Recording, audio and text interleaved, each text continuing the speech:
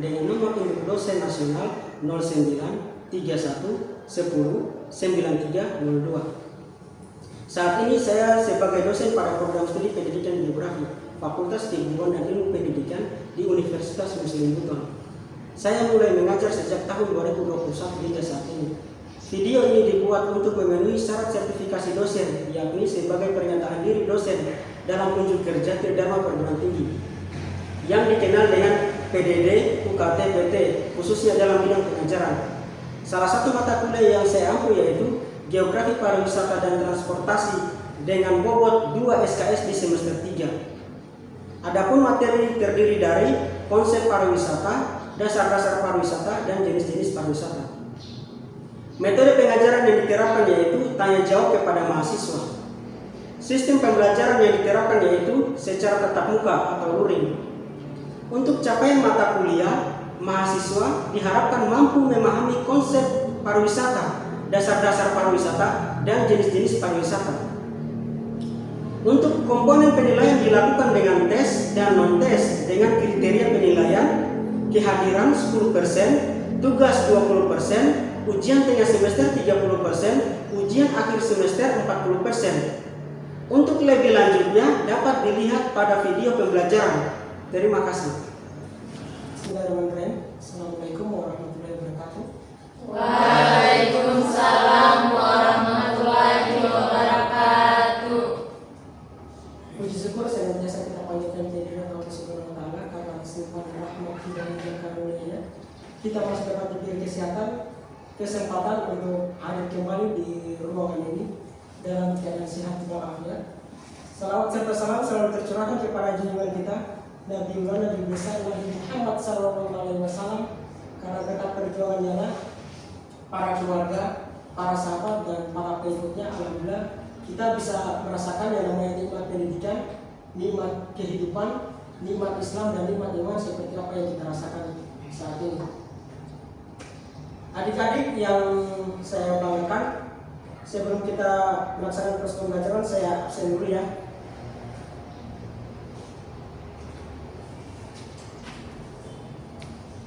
Nesya Dwi Aryani, Hadir Pak. Vika Maisusari, Hadir Pak. Dasan Hadir Pak. Firman, Hadir Pak. Ani Septiani, Hadir Pak. Widya, Hadir Pak. En, Hadir Pak. Dika, Hadir Pak. Rufian Detek, Hadir Pak. Ardina Cindy Widiawati. Hadir Pak. Alhamdulillah ya, hadir semua ya. Iya Pak. Baik, sebelum kita melakukan proses pembelajaran, ketua tingkatnya mohon dipimpin doa. Sebelum kita mulai proses belajar, marilah kita berdoa sesuai agama dan kepercayaan masing-masing. Berdoa dimulai.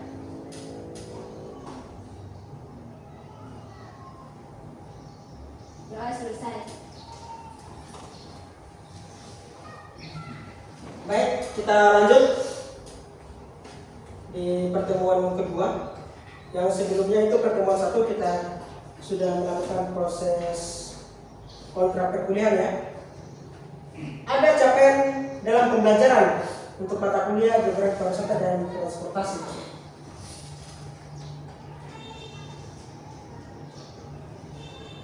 Capaian mata kuliah dalam pertemuan kedua ini mampu memahami konsep dasar pariwisata.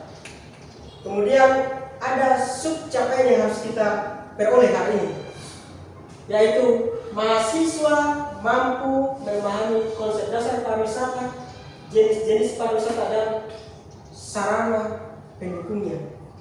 Bisa ya? Baik. Konsep dasar pariwisata ini terbagi dua. Secara etimologi, pariwisata berasal dari dua kata, yaitu pari dan wisata. Kata pari itu memiliki arti berkali-kali atau berputar-putar. Sementara wisata memiliki arti perjalanan atau bepergian. Dalam konsep pariwisata, Musalleh berpendapat pada tahun 1996 bahwa pariwisata adalah peralihan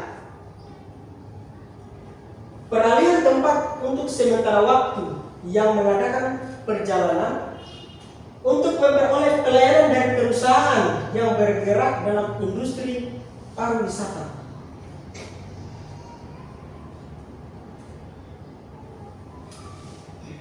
Kemudian ada di sini, pariwisata itu bagian dari perjalanan rekreasi yang dilakukan untuk sementara waktu. Pariwisata juga dapat diartikan sebagai keseluruhan kegiatan pemerintah, dunia usaha, masyarakat untuk mengatur, mengurus, dan melayani kebutuhan wisatawan. Kemudian ada konsep pariwisata menurut saya sendiri. Pariwisata itu merupakan suatu kegiatan perjalanan sementara waktu oleh seseorang atau kelompok untuk berkunjung ke tempat wisata sebagai dengan tujuan rekreasi. Ada yang bisa paparkan menurut persepsinya bahwa pariwisata itu seperti apa? Ada? Siapa? Oke, baik. Baik, terima kasih atas kesempatan yang telah diberikan kepada saya. Perkenalkan, nama saya Ardina Cindy Widiawati. Izin mengajukan persepsi menurut saya. Menurut saya, pariwisata adalah suatu tempat yang dilakukan untuk berekreasi oleh seseorang. Oke, baik ya. Ada lagi? Baik, terima kasih atas kesempatan yang telah diberikan. Nama saya Nisha Dwi Aryani dan di sini saya ingin memberikan persepsi saya. Kalau menurut saya itu pariwisata adalah saat seseorang bepergian ke tempat yang bukan rumahnya untuk tujuan bersantai. Baik. Ada lagi? Siapa lagi? Saya Pak. Ya. Terima kasih atas waktu yang telah diberikan. Menurut saya, pariwisata ialah seseorang yang melakukan perjalanan untuk tujuan tertentu dalam melakukan rekreasi. Itu saja, Pak. Baik. Tadi sudah masing-masing adik-adik mahasiswa sudah memaparkan menurut persepsinya ya. Ada Ardina Cindy, ada Nesya, ada Darsam ya. Jadi dari ketiga pernyataan teman-temannya tadi, kita bisa tarik kesimpulan bahwa pariwisata adalah yang kita lakukan untuk perjalanan sementara waktu dari suatu tempat ke tempat lain bertujuan untuk bersenang-senang dengan menikmati objek wisata selama di perjalanan. Berarti ini dia bertujuan untuk bersenang-senang dengan menikmati objek wisata selama kita berada di perjalanan. Kemudian ada unsur-unsur pariwisata. Ada wisatawan, ada tujuan wisata, dan ada aktivitas wisata.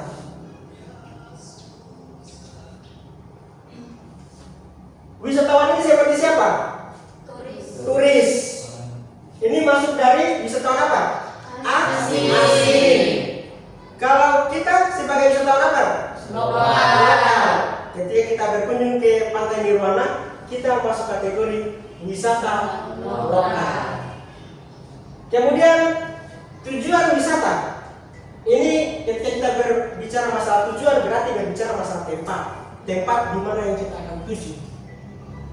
Kemudian ada aktivitas pariwisata. Kalau kita berbicara masalah aktivitas ini berarti kita berbicara masalah apa? Kegiatan perjalanannya, akomodasinya. Iya, itu kan aktivitasnya ini. Kita jalan. Tak? Iya. Next. Ada jenis-jenis pariwisata. Apa saja? Alam, Alam,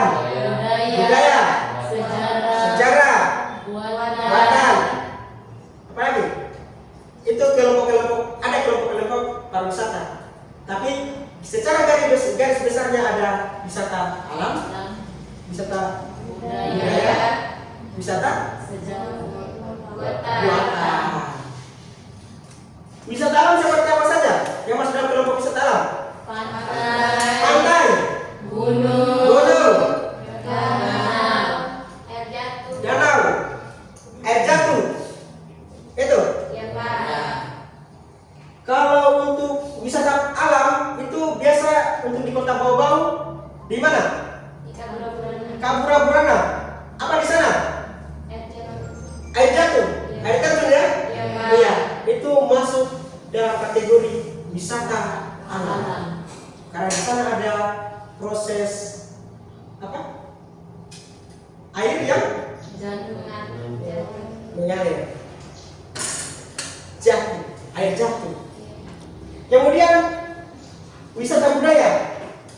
Wisata budaya ini kalau di Kota Bogor di mana? Benteng Keraton. Benteng Keraton. Di sana ada sejarah-sejarah ya. Ya Pak. Di sana punya nilai sejarah.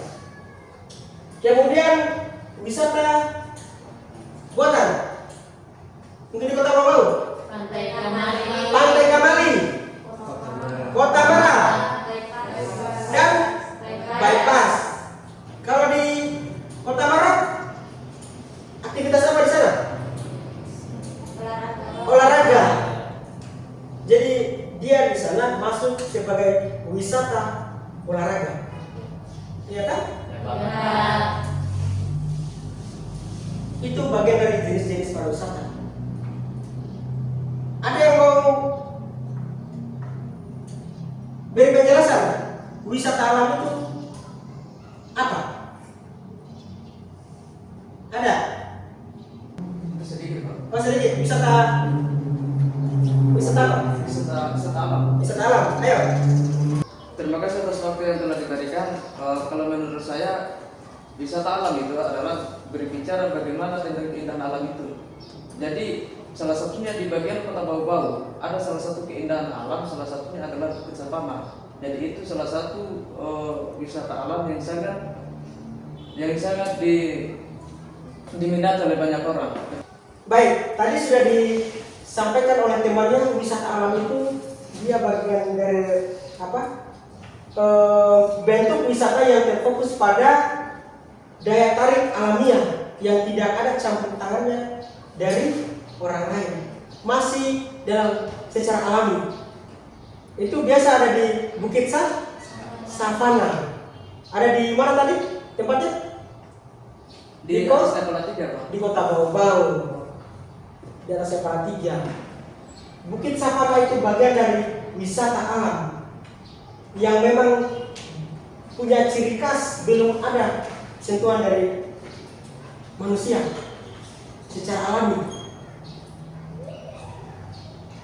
Kemudian ada wisata budaya. Siapa yang bisa paparkan wisata budaya? Oh, iya. Baik, terima kasih atas kesempatan yang diberikan kepada saya. Perkenalkan, saya Iin. Menurut saya wisata budaya itu bentuk pariwisata yang berfokus pada budaya, tradisi, dan warisan budaya. Contohnya seperti kalau di Kota Bau-Bau ini Benteng Keraton. Tadi sudah disampaikan oleh Iin ya. Beliau berpersepsi bahwa wisata budaya itu adalah bentuk pariwisata yang terfokus pada sebuah tradisi. Iin tadi berikan contoh seperti yang ada di wisata Kampung Buton, ada di Kota Bau-Bau. Bagus ya Iin ya. Kemudian ada lagi. Terima kasih atas waktu yang diberikan. Jadi pendapat saya untuk wisata buatan adalah merupakan suatu destinasi wisata yang sengaja dibangun dan dirancang oleh manusia yang bertujuan untuk rekreasi maupun untuk hiburan. Baik, tadi temannya sudah memaparkan terkait wisata buatan. Wisata buatan itu adalah bagian dari wisata yang dibuat oleh manusia. Sengaja dibuat untuk bisa kita rekreasi atau hiburan. Kalau untuk di Kota bau-bau itu ada di Kota Mara, Pantai Kamali, Bypass. Ketiga tempat itu pasti kita sudah kunjungi ya. Iya, Pak. Di sana bagaimana suasananya? Ramai. Banyak pengunjung. Ya. Lanjut. Di sini untuk lebih jauhnya lagi, wisata alam itu yang ada di Buton Tengah ada Pantai Mutiara. Di sana pasirnya putih.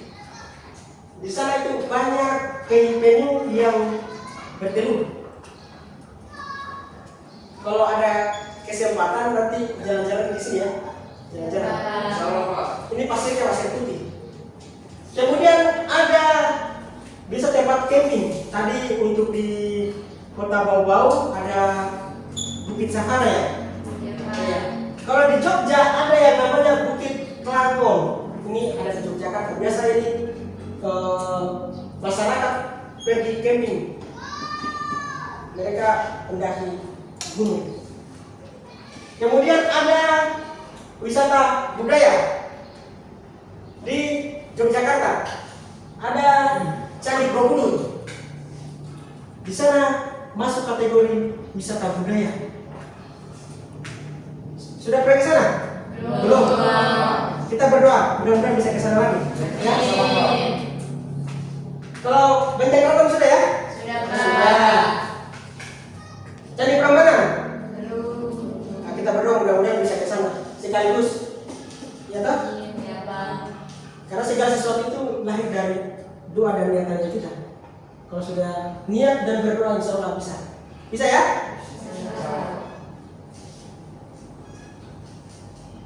Nah, kemudian masuk pada sarana pendukung dalam pariwisata.